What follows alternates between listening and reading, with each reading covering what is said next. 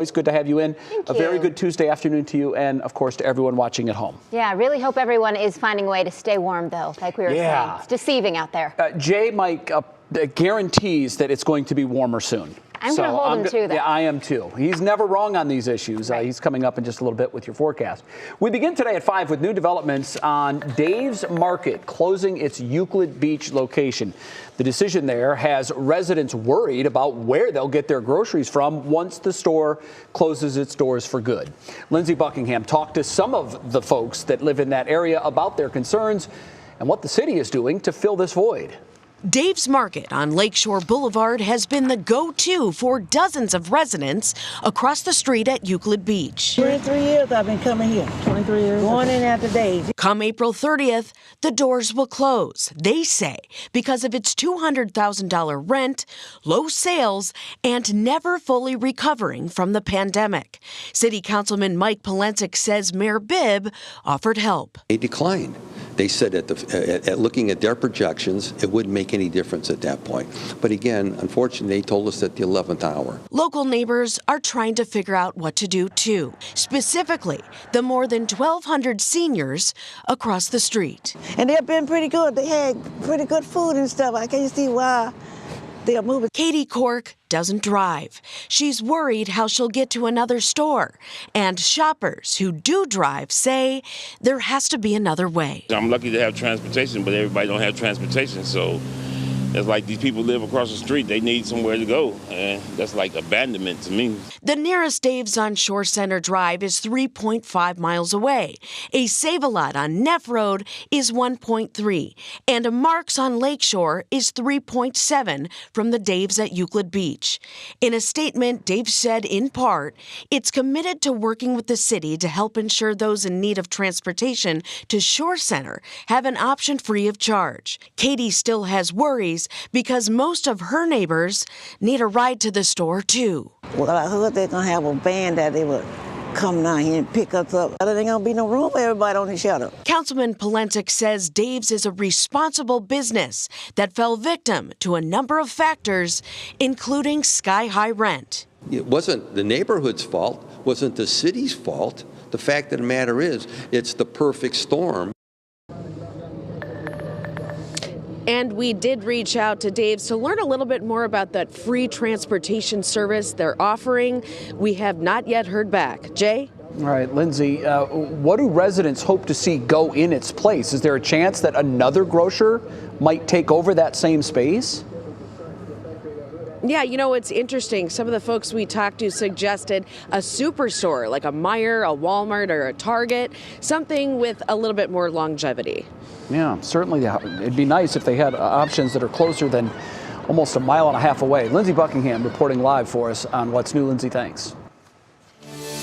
Meanwhile, in Ukraine, today's peace talks are showing some real progress. Russian officials said that to increase trust, they would drastically reduce their military presence near the capital of Kyiv, where Russian forces have already been losing ground. Earlier today, President Biden spoke with top European allies about giving Ukraine more help and vowing to stand firm until the Russian aggression ends. Ukraine's president said he's open to declaring his country neutral, ending a bid to join the NATO alliance. But he wants a new and even stronger security framework to guarantee Western protection if Russia attacks again. Want a security guarantee like NATO allies have amongst themselves. That attack on one is an attack on all. That's a very high bar. Another big development from today's negotiations, the two sides seem to be moving closer to an in-person meeting between the presidents of Russia and Ukraine. Now on your feed at 5 this morning, the FDA authorized another COVID booster. This one for Americans 50 years and older, along with anyone 12 and up who's immunocompromised.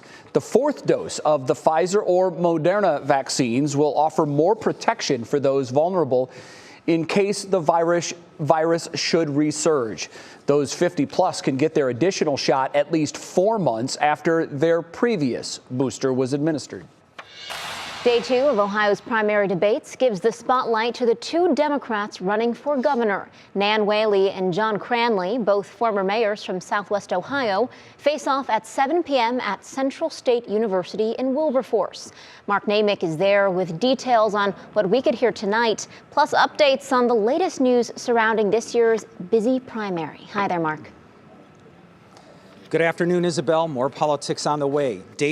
Former Dayton Mayor Nan Whaley and former Mayor of Cincinnati, John Cranley, will face off tonight for the first time. They've been campaigning aggressively, but largely among Democratic circles. Tonight is a chance to introduce themselves to a larger audience, something they need to do, but also should be interesting because they have good backgrounds. Cranley is a graduate of Harvard Law and Divinity School. He was once featured on an MTV reality show and is co-founder of the Ohio Innocence Project, something he'll talk about tonight. Whaley graduated from nearby University of Dayton and was mayor of the city for 8 years. She gained wide attention in 2019 for rallying her city after a gunman opened fire at a bar that killed 9. She'll likely blast Governor DeWine for his inaction on gun control. Both will talk about their respective cities and who's seen a stronger comeback. And we'll hear about the legalization of marijuana. Both support it, and Cranley pushes it as a way to pay for his plans.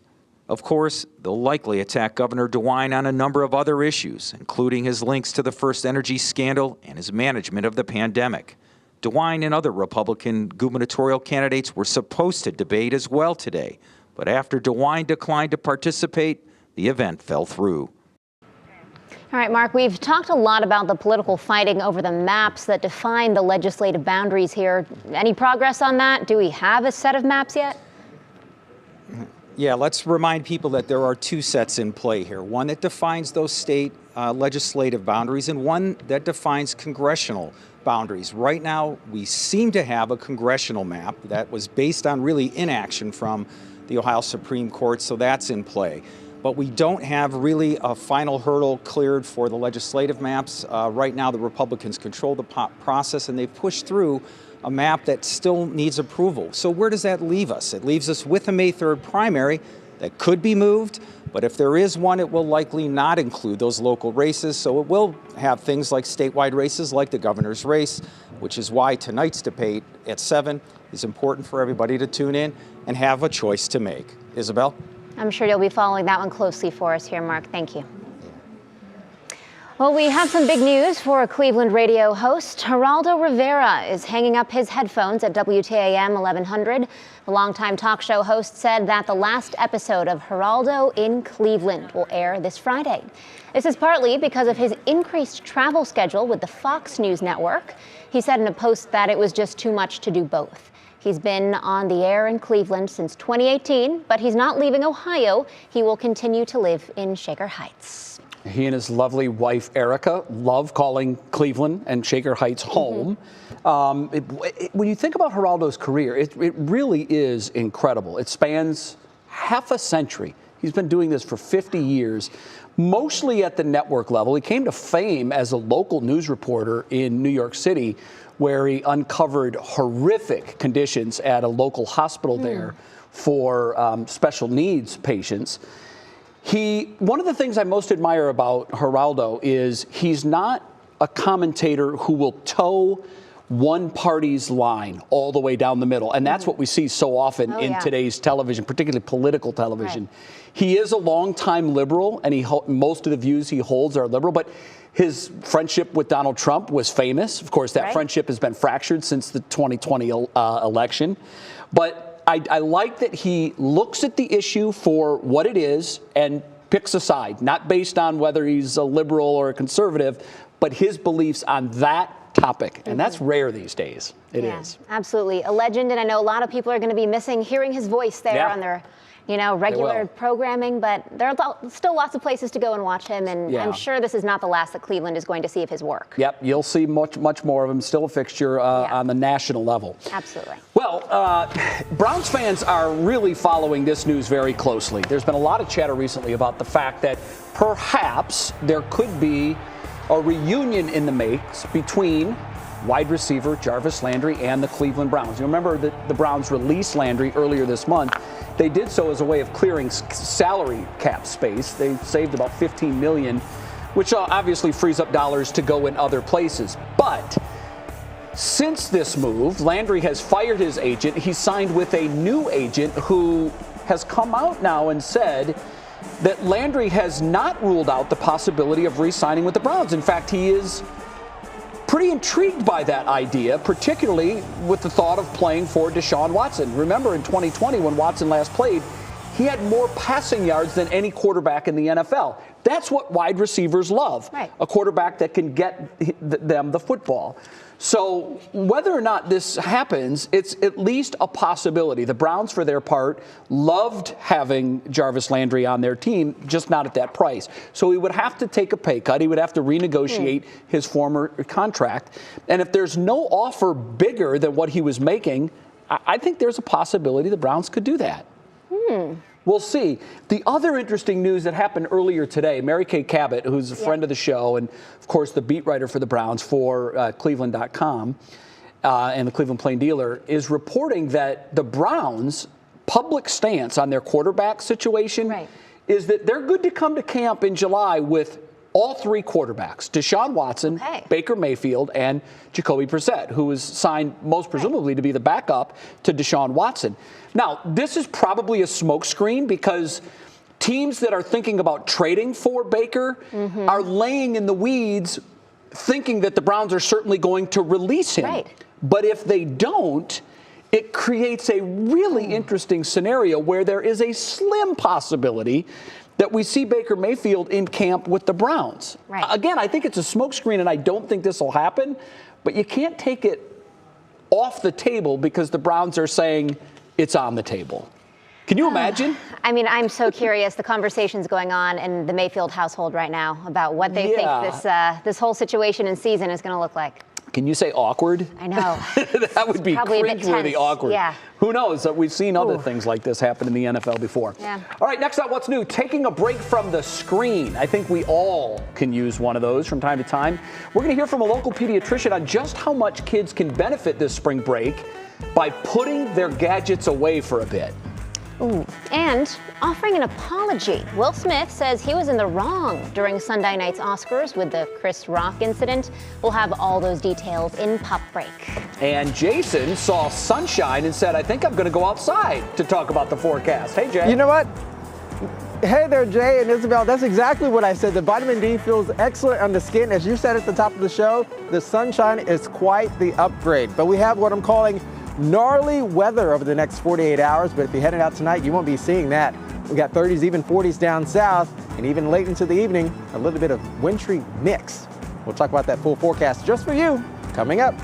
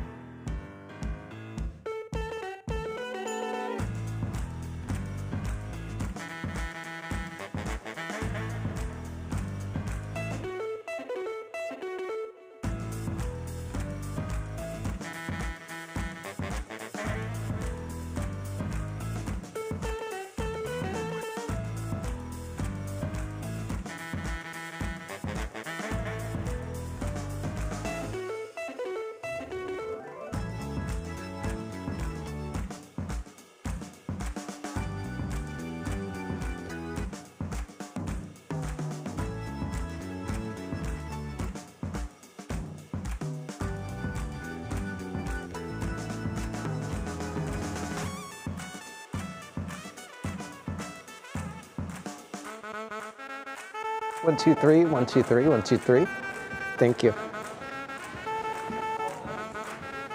Okay, I'm headed that way right now.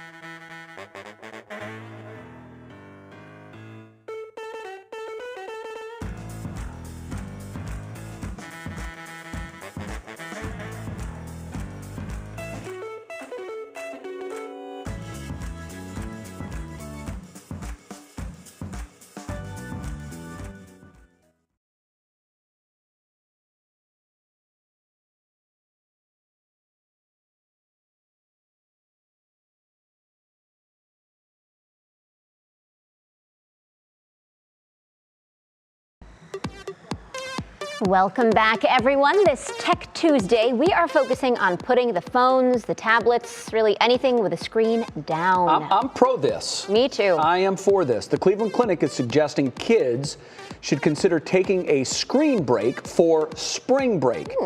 Dr. Gina Robinson is a pediatrician. We've heard her voice on this program many times, and she says that whether you're planning a vacation or staycation, spring break is a good time to break kids away from their screens. You may have fingernail marks on their devices as you pull it out of their hands, but it's a good idea, especially with childhood obesity on the rise.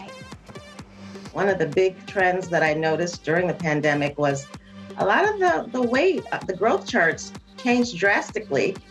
And that is partially because people were inside, they weren't able to do their sports and their normal activities.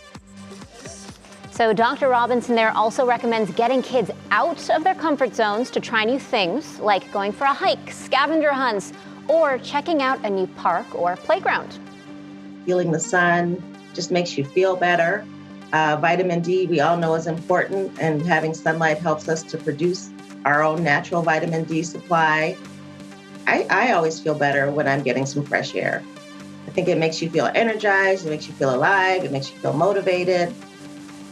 Dr. Robinson is absolutely right. Now, this can be tough because, as we know, the kiddos can be addicted to these devices. The key to keeping them off the screen is to make an activity schedule and stick to it. Keep them busy doing other things. It's your bait and switch. Oh, yeah. You take the phone, but you replace it with something else that's fun and interesting and time-consuming. I got to tell you, Dr. Robinson said in the piece there that this is brought on by the pandemic, and she's right. It was exacerbated by the pandemic, but this is a long-standing trend that we've really seen going back to like 2010-ish, when these devices were in the hands of almost all kids. Right. So obviously, if they're using their phone, that takes away the time that they can be outside running, doing physical fitness things. And we've seen childhood obesity each year go higher and higher, to the point now where the United States has one of the highest childhood obesity rates, which is alarming. I know. It's really scary to hear there. Also, too, we wanted to share, this I found particularly interesting here, that since the beginning of the pandemic up until May of 2020, so just that month span there was actually a report that found that children's screen time doubled. Just in that, 5-month period since the beginning of 2020. So you can really see such a quick impact of just being glued to those screens all the time. It's sad. I think, Isabel, like anything, it can be good, but moderation is the key. Moderation, absolutely. And we know that you can put time limits on the phones. And you can turn the Wi-Fi off at certain hours. Like, I strongly encourage parents to be involved in their kids' usage of these devices, because it is having a huge impact on the shaping of our young people. Yeah, get outside. Like today, it's a good day. It's sunny out. Maybe put on an extra layer or two, but otherwise, great excuse to go run outside. I agree. Jason, one day, hopefully soon, we won't need extra layers, right? Is that coming soon? That is the hope. That is the prayer. That is everything that we're looking forward to here in Northeast Ohio. We're at this point in time, guys, and I keep talking about this, where we just go back and forth, and these wild swings just continue to happen. Although we enjoy and look forward to the spring season and eventual summer season, it comes at a cost, and it's likely going to happen to us as well as the Deep South over the next 24 to 36 hours. But of course, we first have to address the winter weather advisory that we have in effect. That begins at, I believe, 2 a.m. tonight through 9 a.m. for us tomorrow. All the counties you see there shaded in blue will be experiencing some sort of wintry activity that is going to be happening overnight tonight. The other counties, they'll likely experience it as well, but the ones in blue is one that we're really going to be focused on for tonight, heading through the early hours for tomorrow. There is so much to unpack in this full forecast, so we'll keep it small for you. We'll keep it in bite-sized chunks. We have a very potent area of low pressure that is off into the central plain states right now. It is sort of gaining its energy as it's going to be moving north and east across the country. A very strong cold front is going to be coming in tow as well, but on the leading edge of that, this is what we have to look forward to tomorrow, because this will turn our temperatures up. We'll have a warming wind that'll come in. Down south, you can see warm tropical-like air mass is going to be fluttering coming through the Gulf states, and this is going to be sort of the ingredients necessary for some strong, severe storms expected in this region. We still have a lake breeze coming across the region right now. Earlier I was out, it looked beautiful, but it was, as Isabel asked me when I came back in, Jason, is it cold outside? Yeah, it has a little bit of a sting going with it as well. Very warm down south, mid 80s in Jackson, Mississippi right now. 30s you can see back here in Cleveland, Chicago in the low 40s as well. Behind that area of low pressure, again, as I said before, a strong cold front will be moving through. What does that look like, at least for us over the next 24 to 36 hours? Another night of cold, wintry mix moving in. Wednesday turn up is what I'm calling it, as we're going to have warmer weather moving back in, but also a Thursday turn down is what's headed our way as well. Here's your National Design Mart hour by hour forecast. Why are we expecting winter-like weather tonight? Well, we have cold air aloft, and we're going to be having warmer air at the surface. So rain showers will likely be moving across half of our counties, and we'll have a little bit of freezing rain, sleet mixed in as well. Along the lakeshore, we'll likely have some snow showers. As the precipitation falls, it'll hit that cold layer, and then it'll warm up as it hits the surface. And the surface temperatures will likely still be hovering around the freezing mark for some, so that's why we'll have that freezing rain for some as well, at least for tonight and heading into early hours for tomorrow. It will not last long though, because we have warm weather for Wednesday and Thursday. So this is that Union Home Mortgage 7-day we love to look forward to, but again, we got to talk about more details of that coming up a little bit later in the show. More front row, at least more what's new comes up.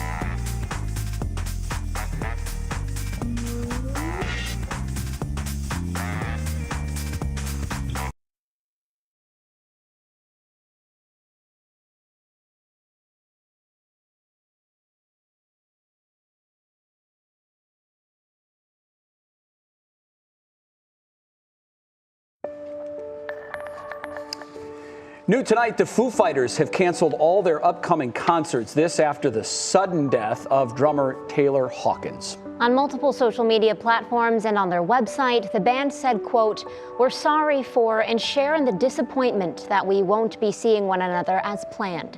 Instead, let's take this time to grieve, to heal, to pull our loved ones close, and to appreciate all the music and memories we've made together," end quote. The internet still buzzing after the slap heard round the world. Of course, Chris Rock getting ready to deliver an award on stage when Will Smith pretty much shocked the world. Yeah, but now we are hearing from some of the people closest to Will, including Will himself. Kara Cotton has it all covered in today's Pop Break. If you haven't seen or at least heard by now, Will Smith stormed the Oscar stage and slapped Chris Rock in the face in an effort to defend his wife Jada after Rock made a G.I. Jane joke about her being bald. Oh, wow. Wow. Well, fast forward to yesterday afternoon, Will had some time to reflect, and in a post on Instagram, he called his actions unacceptable and inexcusable. The 53-year-old longtime actor went on to directly address Chris, saying, "I was out of line and I was wrong. I am embarrassed, and my actions were not indicative of the man I want to be. There is no place for violence in a world of love and kindness." And Will's mother, Carolyn Bright, agrees that her son's actions were out of character. In an interview with a local station in Philadelphia, Bright described her son as a very even people person. According to the 85-year-old, that was the first time she's ever seen him go off. So what did Jada have to say about all of this? After all, he was defending her honor. In a post of her own on Instagram this morning, Jada shared that, "This is a season of healing. I'm here for it." The post offered nothing more beyond the words, so it's still unclear where the trio stands.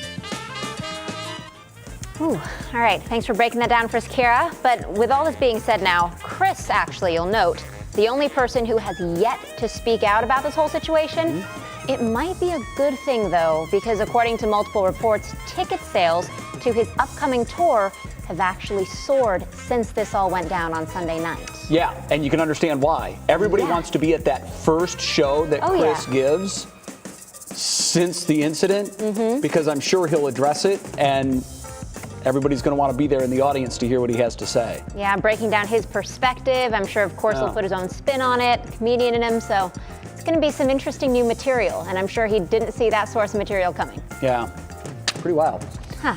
All right, well, next on What's New, the great regret. Maybe you're feeling it if you left your job during the pandemic. We'll explain what the buzz is all about. That Walmart has everything, don't they? Well, the national retailer is going to stop selling one item in certain cities. We'll tell you what it is and why coming up. And many women are told it's not uncommon to snore during pregnancy. But now doctors say it could be a warning of an underlying problem. Monica Robbins explains when What's New returns.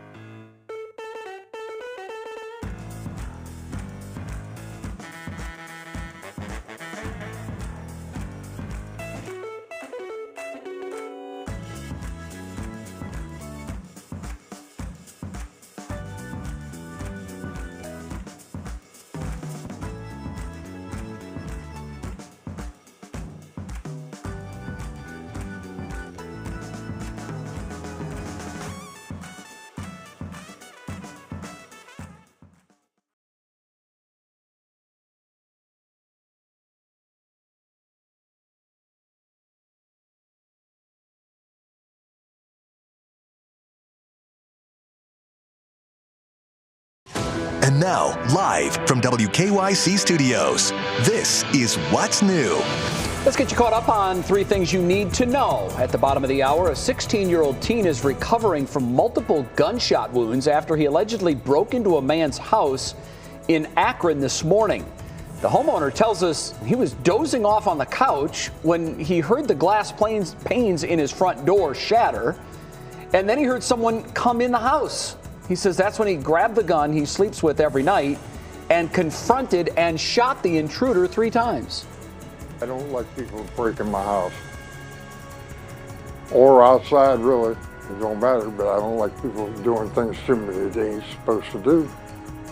Akron police say the case has been handed over to a prosecutor, but as of now, no charges have been filed. We'll hear more from the homeowner about what happened and how he's feeling after the shooting. That's coming up at 6 o'clock.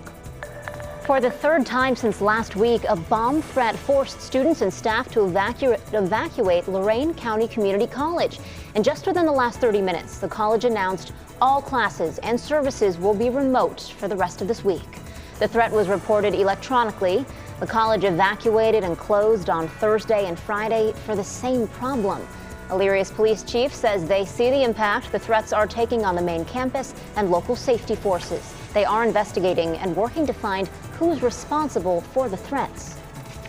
Today, the FDA gave the green light authorizing another COVID booster for people 50 and older, as well as those who are immunocompromised and over the age of 12. This 4th dose of the Pfizer or Moderna vaccines will offer more protection for those vulnerable in case the virus resurges. Those 50 plus can get their additional shot at least 4 months after their previous booster. And with that, we welcome you into the second half hour of What's New. So good to be with you. I'm Jay Crawford along with Isabel Lawrence. Betsy is back tomorrow in the 5 o'clock chair, so we look forward to that. In the meantime, a lot going on today. It's been a busy news day, really, with a lot of issues going on that we've been trying to keep everybody up to date on in our community. Yeah, new updates like we just mentioned about out of Lorain there, last 30 minutes. New updates there, a lot going on in the weather department. A lot still going on social media from the Oscars and everything else brewing. So I think it almost broke the internet.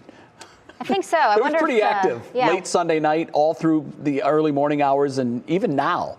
The memes are flying around like crazy. Yeah, I know you've been looking at the memes, Jay. You've been giggling to yourself here on the desk. Some of them make me laugh, and it's hard to find anything funny about something like that. But the internet never lets you down. There's some creative folks out there, and I'm wondering. We were talking about Chris Rock and his show being very popular. I wonder how he's going to address whether or not this will change the way he does comedy moving forward. Whether he views this as a personal, across the line attack, and whether or not he'll continue making jokes at the personal expense of someone's health or appearance. Yeah, hasn't said anything yet, so we'll see if he breaks his silence anytime soon. Yep.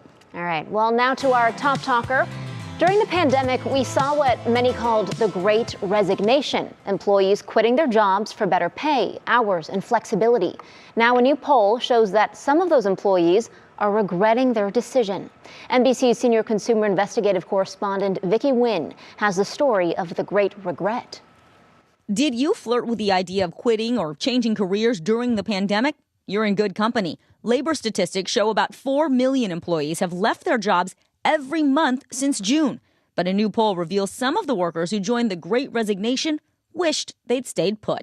Of 2,000 workers surveyed, 1 in 5 regrets quitting their old job, and a third are already searching for a new job. In September, Maddie Machado left her position as a recruiter at Microsoft to work for Meta, formerly known as Facebook. The new role meant a big raise from $135,000 a year to $185,000. That was really the only reason I left Microsoft. I love the company. I love the culture. But she says the new gig was nothing like what she expected. One of the reasons I was looking to leave was because I wanted more of an impact. Did you ever think to go back to Microsoft? About 3 months in, I knew it wasn't a fit. So I reached out to Microsoft and was just like, can I please come back? But unfortunately, they didn't have any positions. Machado's experience is reflected in the poll results. 30% of workers say their new role is different from what they expected, and 24% say they didn't thoroughly evaluate the pros and cons of leaving. We know that the new boss is the same as the old boss, and a lot of times the grass is not any different on the other side of the fence. Professor Dietrich von Biedenfeld studies employment trends at the University of Houston downtown. He says it's mostly younger employees driving the career changes. We're an instant gratification culture generally, but especially in that millennial Gen Z area. If you are one of these people thinking about resigning to go to a new job, what are the questions you should be asking? How many hours am I expected to be in the office versus working remote? What is my team going to look like? Ask your interviewers, when you first came, what was the most unexpected aspect of the job? He also recommends asking to shadow an employee to get a feel for the daily routine and company culture, something that's hard to gauge if you're only interviewing over Zoom. Your title may imply that you get to send out cool emails and go to fancy lunches, and the reality is you're on the phone all day answering customer complaints. As for Maddie, we spoke on her first day at a new job at LinkedIn, coincidentally owned by her old employer, Microsoft. She says she thinks it's a better fit, but it came at a cost. I did take a $20K pay cut, but it was worth it. All right, well, that was NBC's Vicky Nguyen reporting there. NBC News did, by the way, reach out to Meta about Maddie's experience. They declined to comment on any personnel matters there. Yeah, I've read a lot recently about how a lot of folks are leaving Meta. One of the things that they do to recruit new employees is they give them stock options. Okay. And the Facebook Meta stock options have plummeted in value going back to December. Recently, I read as much as 40% lower. So if you're looking at those stock options as pay, they're worth a lot less today than they were when you came on board if it was pre-December. Right. So that has a lot to do with the brain drain right now leaving Meta. The other thing that's interesting, and someone told me this, a very wise person said, never mess with happy. So sometimes you get almost hypnotized by a dollar amount. Right. You have to ask yourself, what is it worth to be happy? And if you're happy where you are, the grass is always greener on the other side because it's what you don't know and you look at it as it's glamorized. But if you're happy where you are, put a price tag on that and add that to your salary and then ask yourself, do you want to leave? You know, ladies and gentlemen, this is why you tune in at 5, you know, for just these nuggets and pearls of wisdom from Jay. With age comes wisdom. I've got a lot of experience. Hey, you know, it's a lot of wisdom. I'm writing it all down. Well, I'm logging it up here. That happens when you're in your 50s. Okay, Walmart will no longer be selling cigarettes in some of its stores. The chain is making changes at specific locations based on business and customer needs in each market. There's no list of specific locations as of yet, but the Wall Street Journal reports stores in California, Florida, Arkansas, and New Mexico are among the possible locations where Walmart will stop selling cigarettes. You may remember that the chain stopped selling vaping products in 2019. What do you think about that? I'm very curious as to how they chose these select states. I'm curious. I'd like to see the breakdowns of the data and kind of, does it have to do with demographics? Does it have to do with, you know, user research and what people are gravitating towards? Consumption habits. Yeah, I'm just curious, you know, how this is gonna shake out. See, California's healthy. I think everybody there's health conscious for the most part. You hate to generalize. And I don't know, they must have, I'm sure they have internal data on sales in different states, and maybe it is that these states are the states that consume or buy the most or the least cigarettes from these stores. It'll be interesting to see. I think that we've seen this trend for a while, that smoking percentages have gone down as we become more health conscious. So maybe this will be something that is nationwide. Yeah, I some of these think this retailers. could be a good thing. Yeah. You know, I mean, the product kills. We know that. It does. We That's know a fact. that. Yes. And so maybe it's a conscious decision by Walmart to say we really don't want to be in the business of killing. Yeah. I don't know. It's interesting. We'll see. Okay. Well, doctors say that there's an increase in women with sleep apnea. So coming up, Monica Robbins looks at how the sleep disorder is also impacting pregnant women too. And order canceled. We're going to tell you who decided to opt out of their Browns season tickets over the Deshaun Watson trade. That's coming up in Clicking in Cleveland. But first, we say hello again to Jason. Hey there, everybody. Can we just cancel winter already? I'm down for that. Can we get a vote of Please. approval for that? I wish we could. We got another night of low 30s. And also, a winter weather advisory in effect overnight tonight. We'll talk about those details coming up.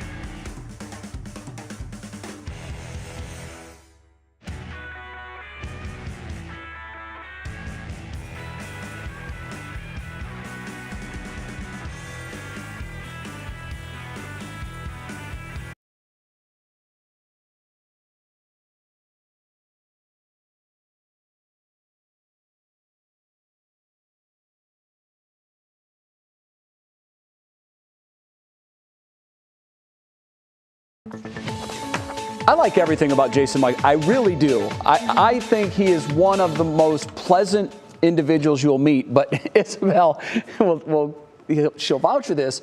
He just looked over at me and said, "You're in your 50s?"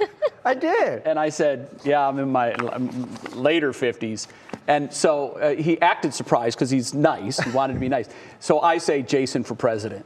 You know what, Jay, you're a knockout. You are. Hey, guys, I got a couple more minutes with you here on the 5 p.m. show, and we have to talk about this ever-changing weather. I've been calling it sort of a gnarly system that we have coming across Northeast Ohio. And so Mother Nature's kind of throwing out her bag of tricks for us, but we'll take whatever she's got and we'll deal with it. We got another night of cold weather, wintry mix moving on in. But what I'm calling a Wednesday turn-up is going to be happening. We're going to have a wet start out there, but a warm front is going to push our temperatures up well above normal into sort of an area where we like it for it to be in the 60s, and for some probably going to be in the 70s as well. But of course that comes with another change. We're talking about a Thursday turn down, and that's going to be with temperatures falling throughout the day. Winter weather advisories for all the counties you can see here shaded in blue.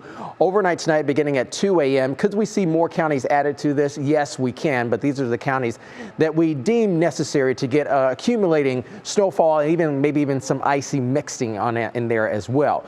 Nasty weather expected across the deep south right now, overnight tonight and likely for tomorrow as well. We have a very warm tropical-like air mass across the south, a very potent cold front coming in tow as well. And where those two are going to be clashing is likely going to start overnight tonight in the state of Texas, tomorrow along the south, and likely leading towards the East Coast by the time we get to Thursday, leading into Friday of this week as well. So what are we expecting here? The severe weather threat for today, again, aligns in the plains. Come tomorrow, we start to get a little bit of area moving closer to Northeast Ohio, but I think the severe weather threat for us will be non-existent. Rain, few rumbles on Thursday, yes, but not expecting widespread severe weather activity. Overnight tonight, we increase our cloud cover. Temperatures will be flirting with the freezing mark for some, if not all. We'll start with some rain showers coming down south and then likely a freezing rain, icy mix. Not going to last long, again, because temperatures will be warming throughout the day tomorrow, courtesy of that warm front. Some of it, though, could be lingering across the northeastern counties by mid to late morning for tomorrow, but I believe by high noon, we'll be flirting with the upper 40s and even low 50s. Now, we make it through our Wednesday okay.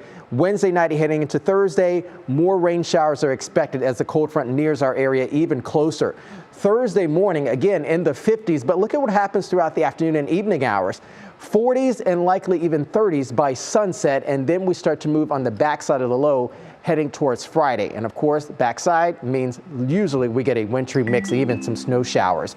We'll be in the 40s for Friday, upper 40s by Saturday, Sunday, even into Monday, and even Tuesday, low 50s. So we go up, we come down, and we kind of meet right in between, Isabel, by early next week. Whew, yikes, a lot to follow there, Jason. Thanks for breaking it all down for us. You're welcome. Oh, man. Well, many women are told it's not uncommon to snore during pregnancy, but those Z's could be a warning of an underlying problem that could keep you up at night. Senior health correspondent Monica Robbins explains why pregnant women need to take their sleep more seriously. Allie Lavelle is co-owner of Larders Deli. What's the weight on this? Always busy and on her feet. When she became pregnant and kept working during the pandemic, she expected to be more tired. This was her second child, and she knew as the baby bump grew, so would her swollen sinuses and congestion. But at 20 weeks, Allie noticed something more alarming. I was waking up in the middle of the night, just gasping and feeling like I was choking and being woken up. This pregnancy was high risk, and Allie immediately told her doctor, who sent her to a sleep specialist at UH. Within 2 hours of a sleep study, they knew she had obstructive sleep apnea. It was pretty bad, and probably as bad as you can have it. And I definitely probably had it before I was pregnant, and I just didn't know. And pregnancy exacerbated it. Doctors say they're seeing an increase in pregnant women with sleep apnea, likely because of awareness.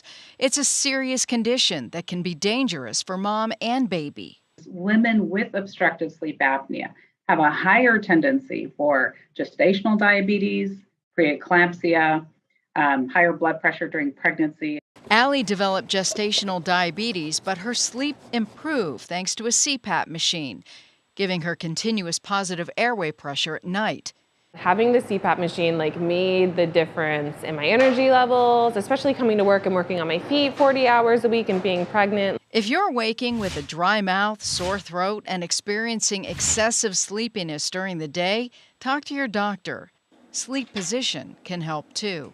One study to show that a 45-degree angle helps lessen the gravitational pull of the tongue and open the airspace.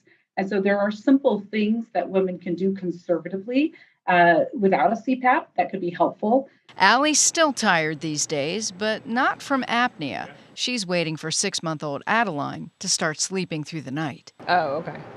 Monica Robbins, 3 News. Oh, sweet baby there. Well, still ahead, the Cavs will soon have a new look to their jerseys thanks to a new sponsor. A peek at next season's look ahead in Clicking in Cleveland.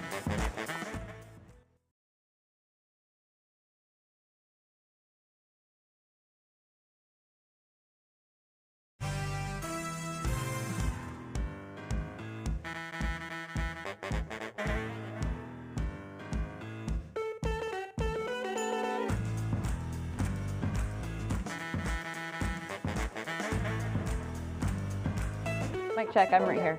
Good? Okay. Hi. Mic check, this is what's cooking in Cleveland. Sorry to be behind you while I'm doing it.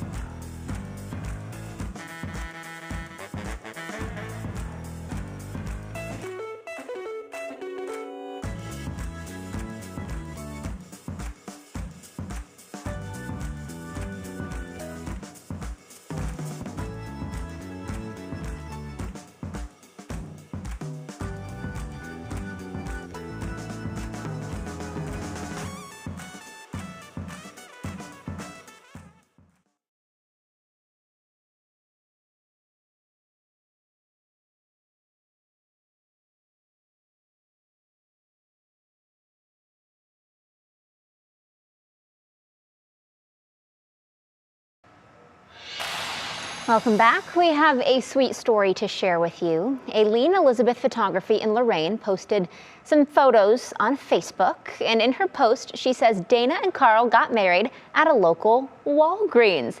So here's the story. They are getting married in Cancun in May, their ceremony. However, they really wanted their official wedding date to be on 2/22/22. So Dana asked Aileen if she knew an officiant who could sign their papers last minute, and she did. Her friend Steve, who's a pharmacist at Walgreens.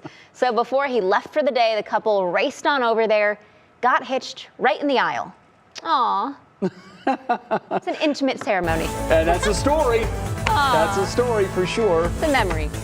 All right now it's time to see what's clicking in Cleveland. For that, we bring in our digital anchor, Stephanie Haney. Stephanie, there's now, with a very public reaction to the Cleveland Browns pickup of Deshaun Watson, there's news again on that front. What do you have? Yes, that's true, Jay. Andrea Tomey, wife of baseball great Jim Tomey, is demanding a refund for their Cleveland Browns season tickets. Here's why. She says after 40 years as fans, she draws the line at 22 women accusing the new Browns quarterback Deshaun Watson of sexual assault. Now, she says if they don't get a refund, she will auction off every ticket and publicly donate every cent to different women's crisis charities here in Northeast Ohio. Now, Watson is not facing criminal charges for the allegations and says that he never harassed or assaulted anyone. Andrea, however, said that the large number of accusations was enough for her to make the call, and she says she has every right to make this decision. Now, the Cleveland Cavaliers will make a subtle but a big change beginning next season. That little patch on the left shoulder of their jerseys, you see it there with Evan Mobley, that has been the Goodyear Tire and Rubber Company logo for 5 years, and that's changing. Next season, it will be a logo to represent Cleveland Cliffs. That's the iron ore and steel company. Now, this is a big national company based here in Cleveland, and business must be good because while we do not know the details of the deal, multiple reports estimate the Goodyear sponsorship deal brought them $10 million per year. That's $50 million if you're doing the math.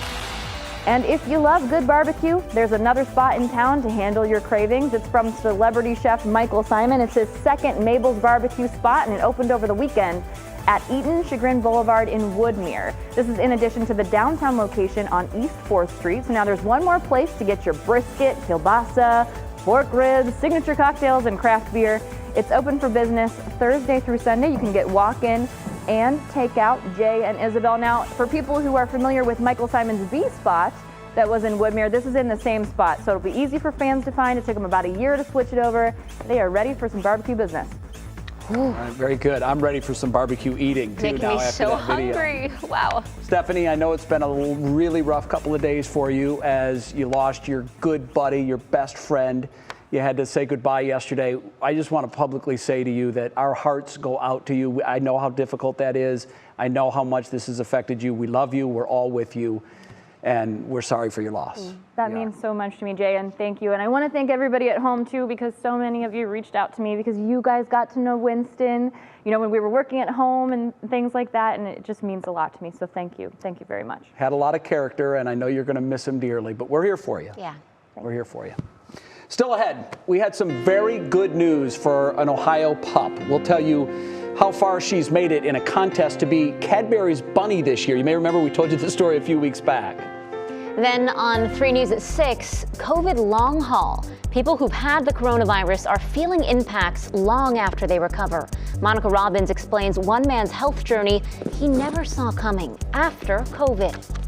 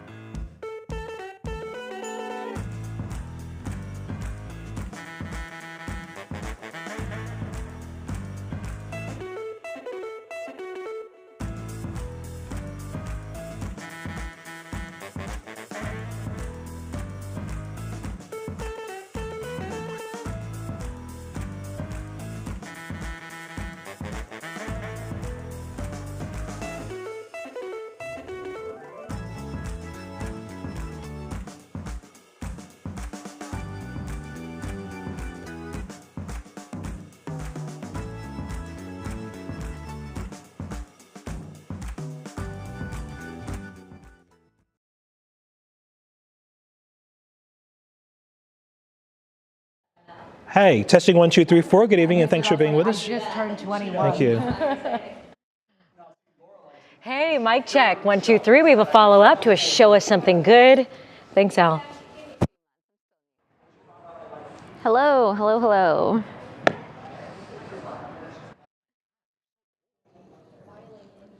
Hey, Al, how are you? I'm talking to you from Xenia, Ohio, which is the Las Vegas of the Midwest, as I keep saying.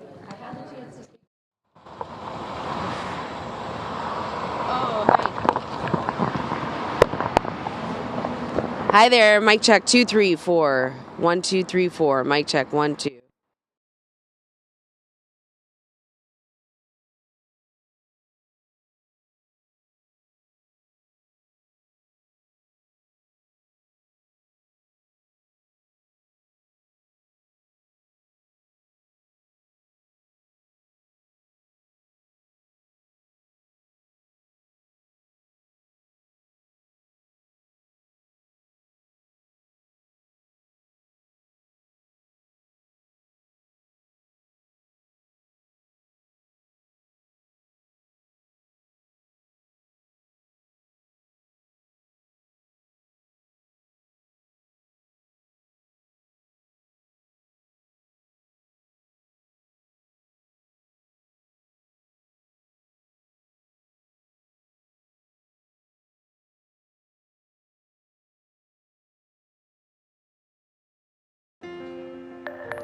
Well, we have a follow-up to a Show Us Something Good we aired a few weeks ago. The therapy dog from Cincinnati won the contest and is now the new Cadbury Bunny. Annie Rose will star in this year's commercial. She also won $5,000 in teeth. Some might think those teeth are real. Some may, but they are not. And the votes she received helped raise $20,000 for the ASPCA. When she's not busy being a superstar, she's working hard at local nursing homes, bringing smiles to everyone and cruising around. Oh, so cute. I think the dog's adorable. This is a cute dog. The teeth are a touch creepy. A little bit. Just a touch, but the dog's adorable. We're out of time. Back tomorrow at 5, and we'll see you then. 3 News at 6 with Russ and Laura starts right now. Now at 6, a homeowner opens fire. Nobody else better break in. I'll be bigger gun this time. An Akron man who says he was startled by a would-be intruder shoots and sends a teen to the hospital. His story in his words. Also, shopping concerns. Why can't you see why they are moving? With the closing of a supermarket in the Collinwood neighborhood, we'll take a look at where residents will now have to go to buy food for